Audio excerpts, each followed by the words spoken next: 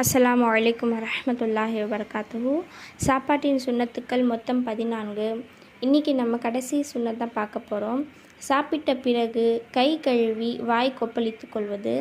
சாப்பிட்ட பிறகு நம்ம எல்லாருமே கை கழுவோம் அல்ஹம்துலில்லாஹ். அதே போல் மறக்காமல் வாயை கொப்பளிச்சுக்கணும். இன்னும் நான்வெஜ்ஜெல்லாம் சாப்பிடும்போது நம்ம 3 முறை வாய் கொப்பளிக்கணும் அப்படின்னு சொல்கிறாங்க. அதுவும் எல்லா நான்வெஜ்ஜுக்கு இல்லை, சில நான்வெஜ்ஜுக்கு. அதனால் ஞாபகமாக இன்ஷால்லா வாய் கொப்பளிச்சுக்கணும். அப்படி செய்யும்போது நம்ம சாப்பிடக்கூடிய உணவு ஏதாவது நம்ம பல்லில் மாட்டியிருந்தாலும் கூட நம்ம கொப்பளிக்கும் போது அது வெளியில் வந்துடும். ஸோ நம்மளுடைய பல் பிரச்சனை, எவ்வளோ பெரிய பல் பிரச்சனை வர்றதுக்கும் இந்த ஒரு சின்ன சுன்னத் ஒரு தடுப்பாக இருக்கும் கண்டிப்பாக.